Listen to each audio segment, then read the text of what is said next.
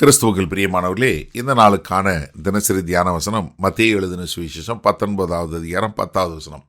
மத்தேயு 19:10, மேத்யூ 19:10. அவருடைய சீஷர்கள் அவரை நோக்கி, மனைவியை பற்றி புருஷனுடைய காரியம் இப்படி இருந்தால் விவாகம் பண்ணுகிறது நல்லதல்ல என்றார்கள். இப்போ இந்த கேட்டுக்கொண்டிருந்த சீஷர்களுக்கு ஒரு பயங்கரமான ஷாக்கு.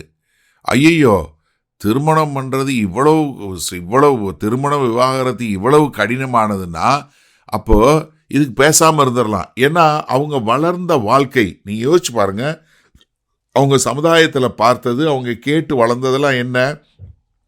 உனக்கு பிடிக்கல, மனைவி தோசையை கருக்கிட்டாங்க, இல்லை இது உனக்கு பிரியம் இல்லாமல் போயிடுச்சு அப்படின்னா நீ விவாகரத்து பண்ணலாம் அப்படின்னு சொல்லி சர்வசாதாரணமாக சமுதாயத்தில் அவங்க கலாச்சாரத்தில் விவாகரத்தை பார்த்துட்டு இருந்தோம். இப்போ கர்த்தராகிய இயேசு கிறிஸ்து இப்படி சொன்ன உடனே அவங்களுக்கு என்ன வந்துடுது? ஒரு ஒரு ஒரு அதிர்ச்சி. அப்போ அவங்க என்ன சொல்கிறாங்க இயேசுகிட்ட? அப்போ இங்கே இயேசு கிறிஸ்து சொன்னதை வச்சு இந்த சீஷர்களுக்கு என்ன புரியுது? திருமணம் என்பது வாழ்நாள் முழுவதும். அப்போ விவாகரத்து என்பது என்னுடைய வசதிக்காக செய்வதில்லை, இது உடன்படிக்கையினால் ஒன்றிணைக்கப்பட்டது. அது மாத்திரமல்ல, நான் மறுமணம் செஞ்சேன் அப்படின்னு சொல்லி சொன்னால் அது என்ன? அது விபச்சாரம் பண்ணதுக்கு சமம் என்று சொல்கிறதுனால அவங்களுக்கு என்ன? முதல்ல ஒரு கல்ச்சரல் ஷாக்கு. ரெண்டாவது, அவங்க இது திருமணம் என்பது இவ்வளவு சீரியஸா என்று சொல்லக்கூடியதா? அப்படின்னா அவங்க என்ன சொல்கிறாங்க? அப்படின்னா நம்ம திருமணம் பற்றி இப்போ விவாகம் பண்ணுகிறது நல்லதல்ல அப்படின்னு சொல்லக்கூடியதா? ஏன்னா இவங்க இங்கே என்ன ஆயிடுது?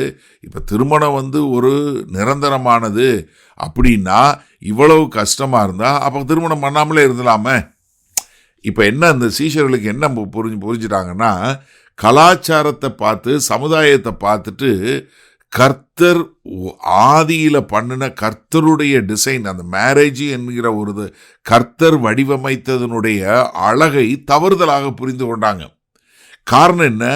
அவருடைய எண்ணங்கள், அவர்களுடைய சிந்தை எல்லாமே என்னன்னா, அந்த சமுதாயத்தில் அந்த கலாச்சாரத்தில் நடந்ததுனால, அதனுடைய தாக்கத்தில் இருந்ததுனால அவர்களுக்கு தேவனுடைய ஆதியில் சொல்லப்பட்ட காரியம் புரியல. அப்போ அவங்க என்ன பயந்துட்டாங்கன்னா, இது இப்படி கமிட்மெண்ட் பண்ணுறதுக்கு பதிலாக நம்ம பேசாமல் இருந்துட்டு போயிடலாம் அப்படின்னு சொல்லக்கூடிய ஒரு காரியத்துக்கு வராங்க. அப்போ என்னன்னா, இங்கே அவர்களுடைய கர்த்தராகிய இயேசு கிறிஸ்துவோட கூட இருந்தாலும் சரி, வேத வசனம் தெரிஞ்சாலும் சரி, அவர்களுடைய எண்ணங்களையும் அவருடைய சிந்தையும் எது பிரதானமாக அவர்களை தாக்குகிறதுனா, அவங்க வாழுகிற சமுதாயத்தில் உள்ள அவங்களுடைய கலாச்சாரத்தில் உள்ள காரியங்கள் அவர்களுடைய எண்ணங்களை அமுக்குவதாக இருக்கிறத நம்ம பார்க்க முடிகிறது. அதனால தான் கர்த்தருடைய உண்மையான காரியத்தை சொன்ன உடனே அவர்களுக்கு ஒரு பெரிய அதிர்ச்சி உண்டாகிறது. சரி, இந்த நாளில் இந்த வசனத்தை நம்ம எப்படி எடுத்துக்கொள்வது? இது திருமணம் மாத்திரம் இல்லை, நிறைய காரியங்களில் பார்த்தீங்கன்னா நம்ம கர்த்தருடைய வார்த்தையின்படி நம்ம சில காரியங்களை சொல்லும்போது அவங்களுக்கு என்ன அதிர்ச்சி தான் உண்டாகுது.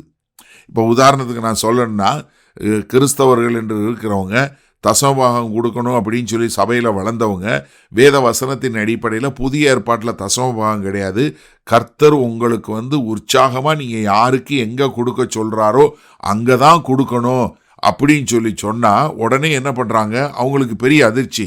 அவங்க என்ன நினைக்கிறாங்க? நம்மளை கள்ள ஊழியர் நினைக்கிறாங்க. புரிஞ்சுதா?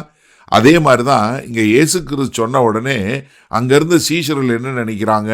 ஐயோ, நாங்கள் பார்த்து வளர்ந்ததெல்லாம் இப்படி, எங்கள் சமுதாயத்தில் இப்படி தான் இருந்துச்சு, எங்கள் கலாச்சாரம் இப்படி தான், இப்போ நீங்கள் இப்படி சொல்கிறீங்க அப்படின்னு சொல்லக்கூடிய ஒரு காரியம்.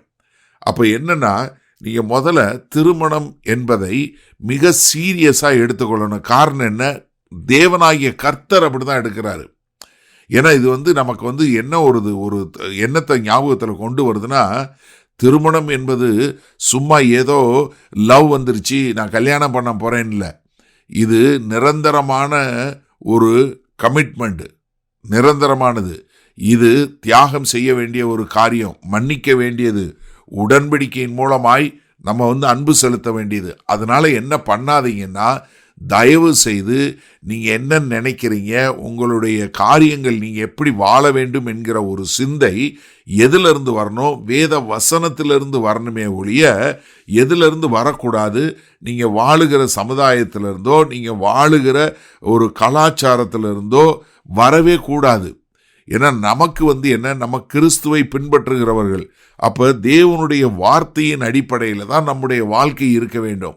அப்போ எனக்கு அருமையான சகோதரனை சகோதரியே, இன்றைக்கு உங்களை நீங்களே சுய சோதனை பண்ணி பாருங்கள்.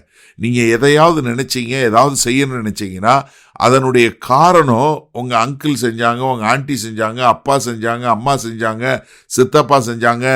இல்லை, வேத வசனம் என்ன சொல்லுகிறது என்பதை பகுத்தறியக்கூடிய மக்களா வாழ்வீர்களா? மகா கிருபையும் இரக்கம் நிறைந்த எங்கள் அன்பின் தகப்பனே, இதோ ஆண்டவரே, எங்களுடைய எண்ணங்கள், எங்களுடைய சிந்தை, எங்களுடைய வாழ்க்கை வேத வசனத்தின் அடிப்படையில் இருக்க நாங்கள் ஒப்புக் கொடுக்கிறோம். கலாச்சாரத்தில் சமுதாயத்தில் இருந்து இல்லாதபடி எங்களை பாதுகாத்து கொள்ள எங்களுக்கு கிருபை பாராட்டுங்க. இயேசு கிறிஸ்துவின் மூலம் பிதாவே, ஆமேன். கர்த்தர் உங்களை ஆசீர்வதிப்பாராக. நாம் இன்று மாலை மன்னால சந்திப்போம்.